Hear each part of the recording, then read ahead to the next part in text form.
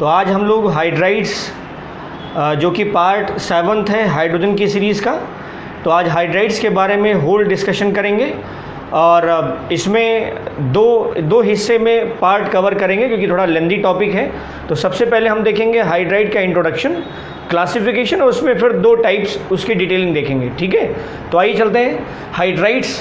Hydride क्या होते हैं, जैसे अगर टर्मिनोलॉजी पे आएंगे तो ये साइन जो है निगेटिव साइन दिखा रहा है, मतलब जैसे आइड जो होता है ना, वो जहाँ निगेटिव होता है, निगेटिव आयंस के नाम के लास्ट में आइड एज अ सफिक्स ऐड किया जाता है, जैसे chloride, bromide, nitride, azide, oxide, है ना, इस तरह से ऐड किया जाता है। लेकिन हाइड्राइड जो है वो थोड़ा अगर बड़े स्तर पे लिया जाए तो हाइड्रोजन का कोई भी यौगिक जिसमें ज़्यादातर बाइनरी कंपाउंड हो, मतलब द्विअंगी तत्व हो या द्विअंगी यौगिक हो, जैसे हाइड्रोजन के साथ ऑक्सीजन मिला हो, हाइड्रोजन के साथ कोई दूसरा धातु या अधातु कुछ भी, तो हाइड्रोजन के किसी अन्य तत्व के साथ बने जो द्विअंगी यौगिक कहलाते हैं वो हाइड्राइड होते हैं। ये एक जनरल डेफिनेशन कह सकते हैं आप, ठीक है। लेकिन अगर स्पेसिफिकली कहा जाए तो जो हाइड्रोजन अपने से कम इलेक्ट्रोनेगेटिव, अब हाइड्रोजन की जो इलेक्ट्रोनेगेटिविटी होती है चाई फॉर हाइड्रोजन वो होती है 2.1। हाइड्रोजन की जो इलेक्ट्रोनेगेटिविटी है वो है 2.1। इससे कम इलेक्ट्रोनेगेटिव एलिमेंट के साथ जब हाइड्रोजन धातु मतलब यौगिक बनाता है, द्विअंगी यौगिक बनाता है, तो वो कहलाते हैं हाइड्राइड्स। स्पेशली यही टर्म है। तो हाइड्रोजन के अपने से कम विद्युत तत्वों के साथ संयुक्त होकर के बने यौगिक कहलाते हैं hydride. Clear? Otherwise general definition में कह सकते हैं कि हाइड्रोजन का किसी अन्य तत्व के साथ बना द्विअंगी यौगिक हाइड्राइड कहलाता है। अगर डेफिनेशन इस टर्म को ही स्पेशली डिफाइन करना हो तो आप कह दीजिए कि हाइड्रोजन का अपने से कम इलेक्ट्रोनेगेटिव एलिमेंट के साथ जो यौगिक बनेगा वो कहलाएगा हाइड्राइड। हाइड्रोजन की इलेक्ट्रोनेगेटिविटी 2.1, तो इससे कम जितना भी आए। ठीक है, अब क्लासिफिकेशन में देखो क्या है। हाइड्राइड जो है वो किस टाइप का बॉन्ड है या उनका नेचर कैसा है, मतलब वो रिएक्शन में किस तरह से बिहेव करते हैं, उसके आधार पे हाइड्राइड को 4 भागों में हम बांट सकते हैं, 4 प्रकार से। पहला आयनिक हाइड्राइड। अब इसमें नाम से लग रहा है कि आयन होंगे, मतलब यहाँ पर पॉजिटिव और नेगेटिव आयंस होंगे हाइड्राइड। इनको चूँकि इनका व्यर्थ अपघटन हो जाता है इसलिए लवणीय हाइड्राइड भी कहलाते हैं, मतलब इनके विलयन में या इनका जलीय विलयन हम तैयार करें तो इनमें से वैधधारा का प्रवाह होगा और ये लवण के समान व्यवहार करते हैं, इसलिए इन्हें कहते हैं हम लवणीय हाइड्राइड या आयनिक हाइड्राइड।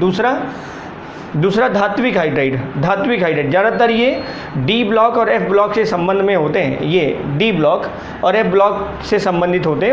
वहाँ के तत्वों के साथ बने यौगिक जो हैं वो अंतराकाशी हाइड्राइड या धात्विक हाइड्राइड कहलाते हैं। कारण ये है क्योंकि इनके जब क्रिस्टल बनता है तो अंदर अंतराकाशीय स्थान रह जाते हैं और अंतराकाशीय स्थानों में हाइड्रोजन जो है एक्सेस अधिक मात्रा में या एक्सेस में रिजाइड्स करता है या अधिवास करता है, जिसके कारण इन्हें हम कहते हैं अंतराकाशी हाइड्राइड। ठीक है। तीसरा जो टाइप है वो है सहसंयोजी हाइड्राइड। कोवेलेंट बॉन्ड नेचर होगा ना इसमें, तो खास बात ये है कि इन हाइड्राइड के अणुओं के बीच में वंडरवाल टाइप का फोर्स होता है, तो ये कहलाते हैं सहसंयोजी हाइड्राइड और अणुओं से मिलकर बने होते हैं। इनमें वर्धधारा का प्रवाह नहीं होगा, तो ये सब कहलाते हैं आणविक हाइड्राइड। टूटेंगे नहीं ये आयन के फॉर्म में, इसलिए आणविक हाइड्राइड। तीसरा है बहुलकी या जटिल हाइड्राइड। इसमें दूसरे मेटल हैलाइड्स वो भी आकर के मिल जाते हैं और फिर ये अलग प्रकार के कह सकते हैं 2 मेटल के साथ ये हाइड्राइड बना लेते हैं या बहुलक बना लेते हैं, मतलब पॉलीमर्स जो एकलक इकाइयाँ हैं वो ढेर सारी मात्रा में आपस में जुड़ करके बड़े अणुभार के बहुलक बना लेती, तो कहलाती हैं बहुलकी। लक का मतलब होता है अणु, बहु का मतलब ढेर सारा, तो एकलक सबसे छोटी इकाई, ऐसे ढेर सारे अणु मिल करके संरचना बना लें तो वो कहलाएंगे बहुलकी हाइड्राइड। इनकी स्ट्रक्चर बहुत जटिल होता है इसलिए इन्हें जटिल हाइड्राइड्स भी कहते हैं। जो सहसंयोजी हाइड्राइड हैं इसमें नंबर ऑफ इलेक्ट्रॉन्स का जो पार्टिसिपेशन है, इलेक्ट्रॉन कितना बच रहा है, कितना आवश्यक और कितना कम है, उसके आधार पर 3 भागों में फिर से बांटा गया है। तो सहसंयोजी हाइड्राइड को हम 3 भागों में बांटते हैं। एक तो होता है इलेक्ट्रॉन प्रिसाइज हाइड्राइड, मतलब जितनी आवश्यकता है या जितना संयोजी इलेक्ट्रॉन है केंद्रीय परमाणु का वो सारे के सारे इलेक्ट्रॉन आबंधन में भाग ले लेते हैं, तो उसे कहते हैं हम इलेक्ट्रॉन तुल्य hydride. Electron precise precise, electron precise hydride या इलेक्ट्रॉन तुल्य हाइड्राइड। दूसरा है बेटा इलेक्ट्रॉन न्यून हाइड्राइड, नाम से ही लग रहा है कि जितनी आवश्यकता उससे कम इलेक्ट्रॉन रहेगा, जितनी आवश्यकता उससे कम इलेक्ट्रॉन रहेगा तो कहलाएगा इलेक्ट्रॉन न्यून हाइड्राइड। और तीसरा टाइप है इलेक्ट्रॉन रिच, इलेक्ट्रॉन धनी हाइड्राइड, मतलब जितना इलेक्ट्रॉन चाहिए, जितना आवश्यकता है बॉन्ड बनाने के लिए उससे कहीं ज़्यादा, तो उससे कहीं ज़्यादा का मतलब वहाँ लोन पेयर होगा, मतलब एकाकी इलेक्ट्रॉन युग्म टाइप का होगा, तो उसे कहेंगे हम इलेक्ट्रॉन धनी हाइड्राइड। ठीक है, तो ये क्लासिफिकेशन है। इस वीडियो के अंतर्गत हम लोग पहले आयनिक हाइड्राइड और धात्विक हाइड्राइड देखेंगे, फिर अगले पार्ट में सहसंयोजी हाइड्राइड और बहुलकी हाइड्राइड देखते हैं। ठीक है, तो पहले इसके बारे में देखते हैं। क्लियर? पहले देखो आयनिक हाइड्राइड, जो पहला है सैलाइन हाइड्राइड या लवणीय हाइड्राइड या आयनिक हाइड्राइड। ठीक है, नाम से ही लग रहा है हाइड्राइड, तो यहाँ पर क्या होगा, आयन होंगे। अब ये बनेगा कब, हाइड्रोजन की इलेक्ट्रोनेगेटिविटी है 2.1। अब जब हाइड्रोजन से कम इलेक्ट्रोनेगेटिव जो एलिमेंट हो, ज़्यादातर मेटल होंगे, धातुएं, तो जब हाइड्रोजन से कम विद्युतीय धातुओं के साथ मिल करके द्विअंगी यौगिक बनता है तो वो यौगिक आयनिक हाइड्राइड कहलाता है। इन हाइड्राइडों में हाइड्रोजन माइनस के फेज में होता है, मतलब हाइड्रोजन जो है वो H माइनस की अवस्था में होता है, अर्थात यहाँ पर हाइड्रोजन इलेक्ट्रॉन ग्रहण करता है और जो दूसरा धातु है, सामने वाला धातु है जिसकी ऋणात्मकता हाइड्रोजन से कम है, वो धनायन अर्थात इलेक्ट्रॉन त्यागने वाले हिस्से के रूप में रहता है। तो यहाँ पर धातु धनायन और H माइनस आयन तो अपोजिट आयन होंगे, इसीलिए इस हाइड्राइड को कहते हैं हम आयनिक हाइड्राइड। अब वैल्यू के बेस पे देखो, हाइड्रोजन की इलेक्ट्रोनेगेटिविटी है 2.1, जो धातुएं जिनकी इलेक्ट्रोनेगेटिविटी इससे कम, और वो मिलेंगे हमें कहाँ, एस ब्लॉक फर्स्ट ईयर और सेकेंड डे में। कहाँ मिलेंगे बेटा, एस ब्लॉक फर्स्ट ईयर और सेकेंड डे में, जिनकी इलेक्ट्रोनेगेटिविटी का जो रेंज है वो 0.9 से 1.2 के बीच में है। तो हाइड्रोजन से कम इलेक्ट्रोनेगेटिव है, तो ये बड़ी आसानी से हाइड्रोजन को इलेक्ट्रॉन देंगे और हाइड्रोजन इनसे इलेक्ट्रॉन एक्सेप्ट करके माइनस के फॉर्म में और ये धातुएं प्लस के फॉर्म में आ जाएंगी। तो ये कहलाएंगे लवणीय हाइड्राइड या आयनिक हाइड्राइड। इनके जलीय विलयन का व्यर्थ अपघटन कराया जा सकता है, जैसे लवण का कराते हैं आप, जैसे NaCl है, कॉपर सल्फेट, एल्युमिनियम क्लोराइड, इन सबके विलयन का या इन सबके जलीय विलयन का हम व्यर्थ अपघटन करा सकते हैं या इनकी गलित अवस्था का व्यर्थ अपघटन करा सकते हैं। वैसे इन आयनिक हाइड्राइडों के भी जलीय विलयन या गलित अवस्था के अणुओं का हम व्यर्थ अपघटन करा सकते हैं। ठीक है, तो ये आयनिक हाइड्राइड या लवणीय हाइड्राइड कहलाएंगे। धातुएं मोस्टली देख लो, एस ब्लॉक फर्स्ट डे और सेकेंड डे, पहला ब्लॉक पीरियोडिक टेबल का। फर्स्ट डे में lithium, sodium, potassium, rubidium, caesium, नहीं नीचे फ्रांसियम और हटा दो, तो lithium, sodium, potassium, rubidium, caesium, यहाँ तक 55 तक। ठीक है, और जो एस ब्लॉक सेकेंड डे है, बेरिलियम, मैग्नीशियम सहसंयोजी हाइड्राइड बनाते हैं, ध्यान रखेंगे। बेरिलियम और मैग्नीशियम जो है वो सहसंयोजी हाइड्राइड बनाते हैं, इसलिए इस कैटेगरी में रहेंगे। उसके नीचे कैल्शियम, स्ट्रोंशियम, बेरियम, ये जो हैं ये आयनिक हाइड्राइड बनाते हैं। ठीक बेटा, अब मेथड ऑफ प्रिपरेशन देखो कैसे हम बनाएंगे। तो हाइड्रोजन जो है उसको अगर हम हाई टेम्परेचर पे इन धातुओं के साथ क्रिया कराएं तो हमें धातु हाइड्राइड प्राप्त हो जाता है हाई टेम्परेचर पर। ठीक है, तो हाइड्रोजन गैस को उच्च ताप पर धातुओं के साथ गर्म करके हम आयनिक हाइड्राइड प्राप्त कर सकते हैं। देखो जरा, ये लिथियम लिक्विड फेज में है, गैस H2 के साथ टेम्परेचर देख रहे हैं आप, ये 873 केल्विन मतलब 600 डिग्री सेल्सियस टेम्परेचर पे अगर रिएक्शन कराएं तो lithium hydride same as 673 400 degree Celsius. लगभग सोडियम हाइड्राइड, ये potassium hydride, calcium, strontium hydride. Clear? अगर आप टेम्परेचर के बेस पे ही थोड़ा सा देखें तो ये हैं एस ब्लॉक वाले, ये एस ब्लॉक वाले फर्स्ट और ये सेकेंड है, ये एस ब्लॉक का फर्स्ट है और ये एस ब्लॉक का सेकेंड है। यहाँ पर टेम्परेचर थोड़ा ज़्यादा देना पड़ रहा है ना, और यहाँ टेम्परेचर थोड़ा कम दे रहा है। कंपैरेटिव की बात हम कर रहे हैं, तो अगर हम तुलनात्मक रूप से देखें तो यहाँ टेम्परेचर कम है और यहाँ टेम्परेचर क्या है, ज़्यादा। इसका मतलब जो एस ब्लॉक के फर्स्ट धातुएं हैं वो सेकेंड की अपेक्षा ज़्यादा क्रियाशील है। एस ब्लॉक के जो फर्स्ट ए की धातुएं हैं वो सेकेंड ए की अपेक्षा ज़्यादा क्रियाशील हैं, इनका आयनाइजेशन पोटेंशियल भी कम होता है। ये बड़ी आसानी, क्योंकि बाहरी कोश में NH1 का केस होता है, बड़ी आसानी से इलेक्ट्रॉन त्याग देते हैं। यहाँ पर NH2 का केस आता है, थोड़ा सा ज़्यादा स्टेबल भी, और त्रिज्या भी इन सब की क्या हो गई है, थोड़ी छोटी हो गई रिस्पेक्टिव फर्स्ट है, तो त्रिज्या छोटी हुई इसलिए एनर्जी ज़्यादा लगती है। तो यहाँ कह सकते हैं कैल्शियम और स्ट्रोंशियम जो है या सेकेंड डे के जो धातु हैं वो कम क्रियाशील हैं और जो फर्स्ट डे धातुएँ हैं वो ज़्यादा क्रियाशील है, इसलिए बड़ी आसानी से कम ताप पर ही, अब वैसे चेक करो तो हाई टेम्परेचर है, लेकिन अगर हम इसकी तुलना में कहें तो ये कम ताप पर ही हाइड्राइड बना रहे हैं और ये ज़्यादा ताप पर हाइड्राइड बनाएंगे। आएंगे। प्रॉपर्टीज़ देखो ज़रा, ये सफ़ेद जनरली सफ़ेद होते हैं या ग्रे कलर के होते हैं, धूसर रंग ग्रे कलर के होते हैं, ठीक है। ये आवासफसील होते हैं, ऊंचे गलनांक के ठोस, जैसे आप आयनिक लवणों के बारे में जानते हैं NaCl, CaCl2, ये सब भी आवासफसील होते हैं और उच्च गलनांक के होते हैं। वैसे ये भी हैं बेटा, आवासफसील और ऊंचे गलनांक के होते हैं। अगर हम इन धातु हाइड्राइडों की सीरीज़ में, फर्स्ट डे सीरीज़ में और सेकेंड डे सीरीज़ में ऊपर से नीचे आएँ तो इनका जो थर्मल स्टेबिलिटी है, ताप स्थायित्व, वो घटता जाता है। ताप स्थायित्व जो है वो घटता जाता है। क्लियर? तो लिथियम हाइड्राइड सबसे ज़्यादा स्टेबल होगा और यहाँ सीजियम हाइड्राइड सबसे कम स्टेबल होगा। लिथियम हाइड्राइड सबसे ज़्यादा स्टेबल होगा और सीजियम हाइड्राइड सबसे कम स्टेबल होगा। उसके पीछे का कारण है, जब ये बनते हैं तो निकलने वाली उष्मा जो है, निकलने वाली उष्मा यहाँ ज़्यादा होती है और यहाँ कम होती है। तो निकलने वाली उष्मा यहाँ ज़्यादा होती है, इसलिए स्टेबिलिटी ज़्यादा है, इसलिए इसकी स्टेबिलिटी ज़्यादा है, स्थायित्व ज़्यादा है। और यहाँ निकलने वाली, जब ये बनता है तब की बात हम कर रहे हैं बेटा, तो जब ये बन रहा है तो निकलने वाली उष्मा यहाँ कम होती है और इसलिए इसकी स्टेबिलिटी कम है। तो लिथियम, सोडियम, पोटेशियम, एग्जैक्ट कोई इरेगुलर पैटर्न नहीं है। Lithium, sodium, potassium, rubidium, caesium, ठीक है। जैसे जैसे ऊपर से नीचे जाओगे, इन एस ब्लॉक के धातुओं के हाइड्राइडों का तापीय स्थायित्व घटता जाता है। सेम एज सेकेंड डे में भी बेरिलियम, मैग्नीशियम तो हटाना ही है क्योंकि वो सहसंयोजी हाइड्राइड बनाते हैं। कैल्शियम, स्ट्रोंशियम और बेरियम, इनका भी तापीय स्थायित्व समूह में ऊपर से नीचे घटता जाता है। अगला प्रॉपर्टी देखो, वायु से रिएक्शन, ये टार्निश हो जाते हैं। टार्निश मतलब ये बड़ी आसानी से ऑक्सीजन से क्रिया कर लेते हैं। तो अगर धातु हाइड्राइड हम लें, ऑक्सीजन से क्रिया कराएंगे तो धातु ऑक्साइड और जल बन जाएगा। जल से क्रिया देखो, पानी के साथ रिएक्शन करा रहे हैं। अभी इलेक्ट्रोलिसिस हम बता देते हैं आपको, लेकिन पहले ये देख लो। जल से क्रिया देखो, जल से क्रिया करा के ये धातु हाइड्रोक्साइड्स बनाएंगे और साथ में H2 गैस लिबरेट करेगी। ये हो गया लिथियम हाइड्राइड, पानी के साथ रिएक्शन हुई, लिथियम हाइड्रोक्साइड्स और ये हाइड्रोजन, ये कैल्शियम हाइड्रोक्साइड और हाइड्रोजन। क्लियर? तो एक खास बात और भी है इस केस में, अगर आप देखें तो ये जो रिएक्शन है ये बहुत तीव्रता के साथ हाइड्रोजन गैस यहाँ से लिबरेट करती है, ठीक है। और हाइड्रोजन गैस की एक प्रॉपर्टी बताई है हमने आपको फिजिकल प्रॉपर्टीज़ में कि H2 गैस जो है वो स्वयं जल जाता है, ज्वलनशील होता है और जलने में सहायता नहीं करता। ऑक्सीजन जलने में सहायता करता है, स्वयं नहीं जलता। नाइट्रोजन ना जलता है और ना जलने में सहायता करता है। ये तीन गैस तो कॉमनली याद ही रखिए आप, ठीक है। हाइड्रोजन जो है वो स्वयं जलता है, जलने में सहायता नहीं करता। ऑक्सीजन इसका उल्टा है, ऑक्सीजन जलने में सहायता करता है, जलता नहीं है। नाइट्रोजन नाइदर, ना तो ये ना तो वो, मतलब ना तो वो जलता है और ना ही जलने में सहायता करता है। N2 गैस, ठीक है। H2 गैस के बारे में आओ, H2 गैस के बारे में आओ।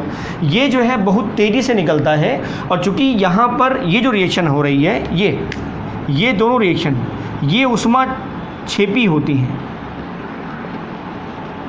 ये बेटा उष्मा छेपी होती हैं, तो ऊर्जा भी बहुत ज़्यादा निकलती है और जो गैस निकल रही है वो इनफ्लेमेबल है, मतलब ज्वलनशील है। तो इस उष्मा छेपी के कारण, मतलब उष्मा के निकलने के कारण H2 गैस यहाँ पर जल जाती है। और अगर कुछ ज़्यादा असावधानी पूर्वक रिएक्शन कराया गया हो तो यहाँ विस्फोट भी हो सकता है। तो ये रिएक्शन जो है वो एक्सप्लोसिव टाइप की होती है, ठीक है। और एक खास बात और भी है, अगर हाइड्रोजन गैस जल रहा हो तो उसको बुझाने के लिए हम कभी भी CO2 गैस का इस्तेमाल नहीं करेंगे। जैसे जो फायर एक्सटिंग्यूजर होता है, जो रेड कलर की बॉटल्स रखी होती है या सिलेंडर टाइप का दीवारों में देखा होगा आपने रूम्स में, या जो मतलब बिल्डिंग्स होती हैं जहाँ पर मास ज़्यादा लोग रहते हैं, हॉस्पिटल्स में देखा होगा आपने, तो उसके अंदर सोडियम कार्बोनेट होता है जिसमें CO2 गैस बहुत तेज़ी के साथ हाई प्रेशर होकर बाहर निकलती है। तो अगर हम यहाँ पर आग बुझाने में उसका इस्तेमाल होता है, यहाँ पर H2 गैस अगर जल रही हो तो उसके लिए हम CO2 गैस का इस्तेमाल नहीं करेंगे, ठीक है, क्योंकि H2 गैस जो है इस CO2 को भी अपचयित कर देती है।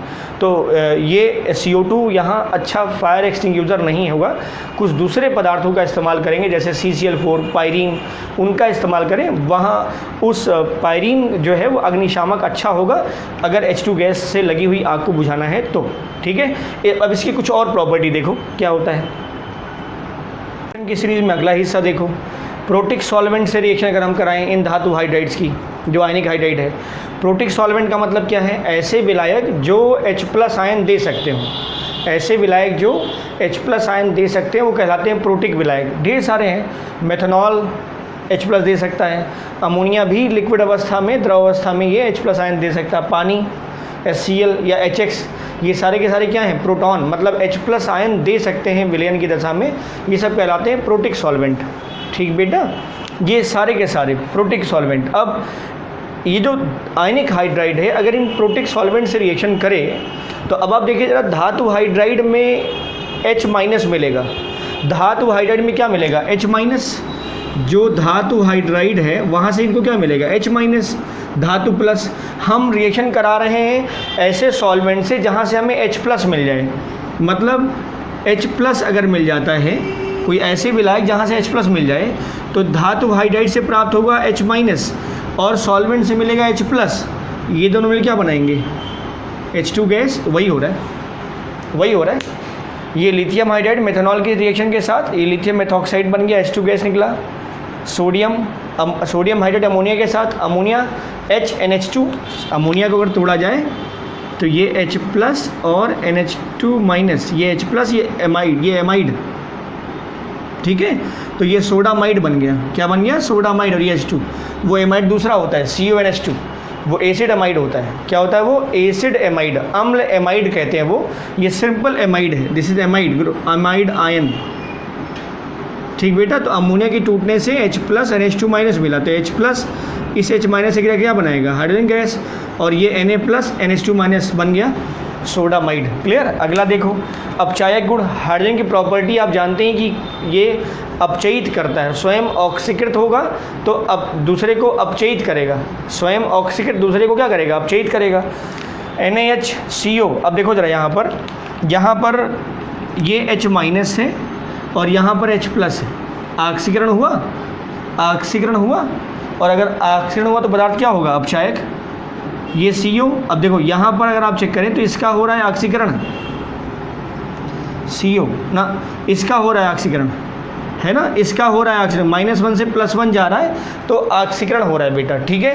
तो जिस पदार्थ का ऑक्सीकरण हो पदार्थ क्या कहलाएगा, अपचायक। इधर आओ, यहाँ पर भी वही है, यहाँ -1 और यहाँ क्या हो रहा है, +1। तो हाइड्रोजन का -1 से +1 हो रहा है, मतलब पदार्थ ऑक्सीकृत हो, या इसका ऑक्सीकरण हो रहा है, या पदार्थ ऑक्सीकृत हो रहा है, और पदार्थ स्वयं क्या है, अपचायक।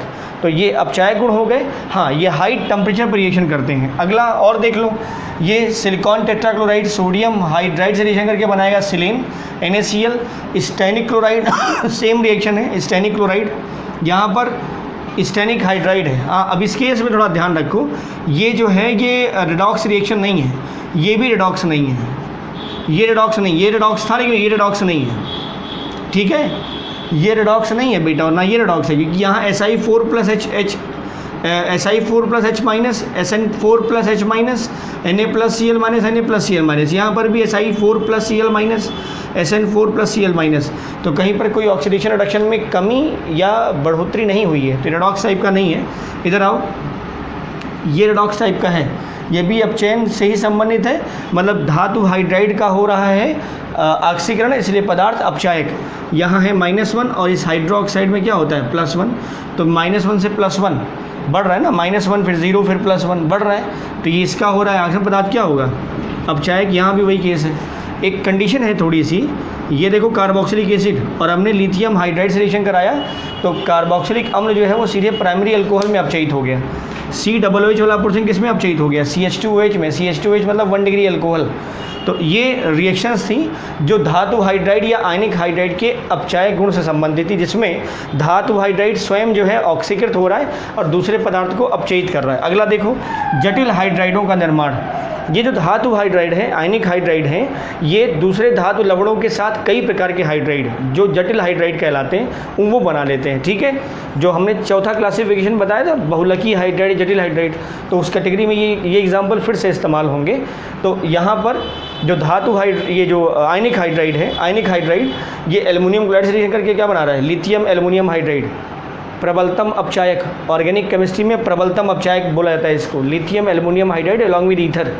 एथरिक सॉल्यूशन में ये सबसे ज़्यादा प्रबल अपचायक माना जाता है। ये COOH को सीधे प्राइमरी अल्कोहल में रिड्यूस कर सकता है, COOH को CH2OH में अपचयित कर सकता है। ये देखो सोडियम हाइड्राइड, ये डाइबोरेन है B2S6, sodium hydride diborane B2S6। अब यहाँ क्या हो रहा है, सोडियम बोरोहाइड्राइड, जिसे लिथियम एल्युमिनियम हाइड्राइड, नाम सिंपल है, लिथियम एल्युमिनियम हाइड्राइड, ये बेटा सोडियम बोरोहाइड्राइड। क्लियर। नाइट्रोजन के साथ अगर रिएक्शन कराई जाए, नाइट्रोजन के साथ इस धातु हाइड्राइड की, तो लिथियम नाइट्राइड या धातु नाइट्राइड बनता है। नाइट्राइड का मतलब होता है उसमें N पर 3 माइनस होगा। ये नाइट्राइड आयन होता है, ये नाइट्राइड आयन है, ठीक बेटा, ये नाइट्राइड आयन है। ये एजाइड होता है, ये एजाइड आयन होता है, ये नाइट्राइड। तो हम इसकी बात कर रहे हैं इस समय, लिथियम नाइट्राइड बनना है। क्लियर? तो जो धातु हाइड्राइड हैं, अगर उनको भी उच्च ताप पर हम नाइट्रोजन गैस के साथ रिएक्शन कराएं तो वो धातुओं के नाइट्राइड्स बनाते हैं। ठीक, तो this is about to ionic hydrides. अब दूसरा टॉपिक देखो इसमें, देखो, और वो है धात्विक हाइड्राइड, मेटेलिक हाइड्राइड। ठीक है, ये जो पहला था जिसमें आयनिक फॉर्म में ज़्यादा हो रहा था, जैसे जैसे इलेक्ट्रोनेगेटिविटी के डिफरेंस के बेस पे बात बताई थी हमने। हाइड्रोजन 2.1 जो रेस्ट मेटल्स हैं, जो मोस्ट इलेक्ट्रो पॉजिटिव एलिमेंट हैं एस ब्लॉक फर्स्ट डे और सेकेंड डे में बेरिलियम मैग्नीशियम को छोड़कर, उनके साथ जो बने जो हाइड्राइड्स या द्विअंगी यौगिक थे वो कहलाते आयनिक हाइड्राइड। ये वहाँ प्लस और माइनस आयन बनता है, यहाँ ऐसा नहीं है। ठीक है, यहाँ धात्विक हाइड्राइड है, लेकिन ज़्यादातर जो इनका क्रिस्टल स्ट्रक्चर है, उस क्रिस्टल स्ट्रक्चर में कई अंतराकाशी छिद्र पाए जाते हैं। तो जो इंटरस्टिशियल होल्स या वाइड्स है ना, जो गैप होता है, उस गैप के कारण इनका नाम रखा गया है अंतराकाशी हाइड्राइड्स। और ये जनरली बिलोंग करते हैं डी ब्लॉक और एफ ब्लॉक के मेटल से। डी ब्लॉक में 40 एलिमेंट, सबके सब धातुएं हैं। एफ ब्लॉक में 14 और 14 तत्वों की 2-2 सीरीज़ है, लेंथेनाइड और एक्टिनाइड। उनके मोस्टली लेंथेनाइड की बात करते हैं क्योंकि एक्टिनाइड वाले सबके सब रेडियो एक्टिव होते हैं। तो लेंथेनाइड सीरीज़, उसमें 4F, तो वो कहलाते हैं अंतः संक्रमण, और डी ब्लॉक वाले कहलाते हैं संक्रमण। तो इन धातुओं के साथ जो हाइड्रोजन के बने द्विअंगी यौगिक होंगे वो कहलाएंगे बेटा धात्विक हाइड्राइड। ठीक है, अंतराकाशी क्यों कह रहे हैं? क्योंकि इनके क्रिस्टल स्ट्रक्चर में इंटरस्टिशियल होल्स पाए जाते हैं, जिसमें हाइड्रोजन जो है रिसाइड्स करता है। हाइड्रोजन या हाइड्राइड H- आयन जो है वो रहता है, इसीलिए कहा जा रहा है अंतराकाशी हाइड्राइड। क्लियर? अब एग्जाम्पल देख लो, जैसे टाइटेनियम, स्कैंडियम टाइटेनियम 22, तो TiH 1.73 और लेंथेनम H1 2.8। ये कैसा है? ये नॉन स्टोइकियोमेट्रिक है, जहाँ रेशियो निश्चित नहीं होता है। रेशियो जो दोनों घटक तत्व हैं उनका जो रस मिकणमितीय अनुपात है वो निश्चित नहीं है, तो असमानुपाती होते हैं। इसीलिए कहा गया है कि ये जो धात्विक हाइड्राइड हैं ये असमानुपातिक होते हैं, अर्थात नॉन स्टोइकियोमेट्रिक होते हैं। क्लियर? और उसके पीछे का कारण वही है कि यहाँ अतिरिक्त मात्रा में जो H- आयन है वो आकर के इनके छिद्रों में रहता है। H- ion, hydride ion, actually इसकी त्रिज्या अगर आप देखेंगे तो इतनी होती है। H- की जो त्रिज्या होती है वो 1.40 एंगस्ट्रॉम या 140 पिकोमीटर, 140 पिकोमीटर 10⁻⁻12 मीटर या 1.40 एंगस्ट्रॉम इतनी होती है। तो जब आ जाते हैं तो जो गैप है वो छोटा तो होता ही है। 2 ही प्रकार के वाइड्स होते हैं। पूरी क्लासिफिकेशन में हम आपको सॉलिड स्टेट में बता चुके हैं कि 3 टाइप के वाइड्स वैसे जनरली होते हैं। एक ट्राइगोनल होता है, एक टेट्राहेड्रल होता है और एक ऑक्टाहेड्रल होता है। तो चतुष्फलकी 2 मेन है, जिसमें 2 मेन है, एक चतुष्फलकी और एक अष्टफलकी।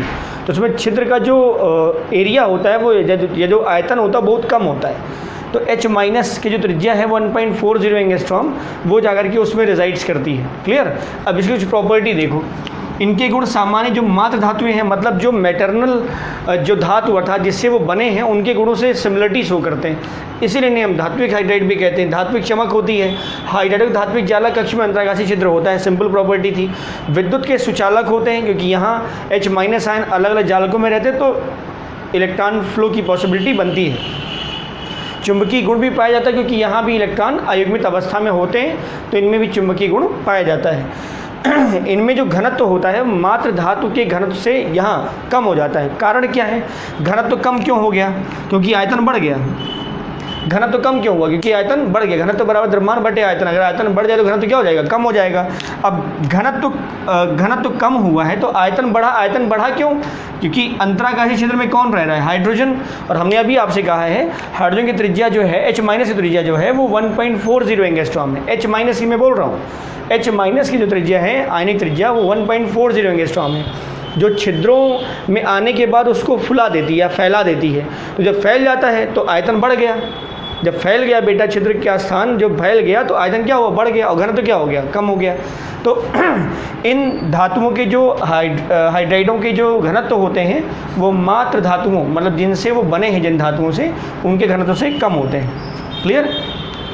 तो इतना था धात्विक हाइड्राइड के बारे में। दो बड़ी मेजर प्रॉपर्टी हैं या कह सकते हैं बहुत इंपॉर्टेंट फैक्ट हैं, और this is for competitive exams. ये आपके बोर्ड एग्ज़ाम में तो नहीं, लेकिन आपके कम्पिटिटिव एग्ज़ाम के लिए सबसे महत्वपूर्ण है। जो एफ ब्लॉक है, एफ ब्लॉक में दो सीरीज़ आता है, लेंथेनाइट सीरीज़ और एक्टिनाइट सीरीज़। लेंथेनाइट सीरीज़ जो शुरुआत होता है 57 से लेकर के 71, 57 लेंथेनम से ल्यूटेटियम 71 तक, ठीक है। तो उसमें दो एलिमेंट हैं, एक है यूरेपियम और एक है एटर्बियम। यूरोपियम और एक एटर्बियम। यूरोपियम एटॉमिक नंबर 63, 57 से 71 है बेटा। 57 वाला भी काउंट करो तो 15 एलिमेंट हो जाएगा। वैसे सीरियम से काउंट करो तो 14 एलिमेंट होगा, ठीक है। तो जो यूरोपियम 63 और एटर्बियम 70, इसके जो हाइड्राइड्स होते हैं उनमें अंतराकाशी छिद्र नहीं पाया जाता। इसीलिए इन दोनों धातुओं के जो हाइड्राइड्स होते हैं उनको हम आयनिक हाइड्राइड की कैटेगरी में रखते हैं, ध्यान रखेंगे। यूरोपियम और एटर्बियम के जो हाइड्राइड्स हैं इनको आयनिक हाइड्राइड की श्रेणी में रखा जाता है, ठीक। एक बड़ा और मेजर फैक्ट ये था। दूसरा मेजर फैक्ट ये है, डी ब्लॉक में अगर आप देखें तो कुल 40 एलिमेंट, 4 श्रेणियाँ, 3D series, 4D, 5D, 6D series, 10-10 element की 4 श्रेणियाँ, 40 एलिमेंट हो गए, ठीक है। अगर उसमें आप देखें तो जब आप ग्रुप वाइज काउंटिंग करते थे, एस ब्लॉक पहला, दूसरा, फिर डी ब्लॉक में तीसरा, चौथा, पाँचवा, छठा, सातवां, आठवां, नौवां, 10वां चलते हैं, 11, 12 तक, तो कि 1, 2 उधर और 12 ये, फिर 6 उधर, तो 18 सीरीज़ हो जाती है पूरी, या 18 समूह हो जाता है। तो उसमें जो 7वां, 8वां और 9वां है, 7वां में कौन आएगा, मैग्नीज, 8वें में कौन आएगा, आयरन, और कोबाल्ट आएगा 9वें में, ठीक है। 7 कैसे हो गया, मैग्नीज एटॉमिक नंबर 25, तो इलेक्ट्रॉनिक विन्यास करोगे आएगा 35 4s2, तो 35 5 और 4s2 2, 5 2 7, 7वां सीरीज हो गया। 26 3d6 4s2 6 2 8, cobalt 27 3d7 4s2 3d7 7 और 4s2 2 7 2 9, तो 7वां 8वां 9वां ये इनकी पूरी सीरीज़, मतलब ये मैग्नीज हो गया, ये टेक्नीशियम हो गया, ये रिहीनियम हो गया, मैग्नीज, टेक्नीशियम, रिहीनियम, और ये आयरन, रुथेनियम, आयरन हो गया बेटा, रुथेनियम, और ये ऑस्मियम, ये कोबाल्ट, रोडियम और इरिडियम। ये जो 9 एलिमेंट हैं ये हाइड्राइड नहीं बनाते हैं। ये जो 9 एलिमेंट हैं बेटा, manganese, iron, cobalt 3D series में, technetium, ruthenium, rhodium 4D series में, और 5D सीरीज़ में रिहीनियम, ऑस्मियम और इरिडियम, ये हाइड्राइड नहीं बनाते हैं, क्लियर। और इसीलिए इनको हम हाइड्राइड गैप कहते हैं। डी ब्लॉक के अंदर जो 40 एलिमेंट का मतलब एक ब्लॉक है पूरा, उसमें इन 9 एलिमेंट के लिए हम इनको क्या कहते हैं, हाइड्राइड गैप। तो they are responsible for the hydride gap, मतलब ये 9 एलिमेंट हैं जो हाइड्राइड गैप के लिए जिम्मेदार होते हैं, क्लियर। तो this is about for this video.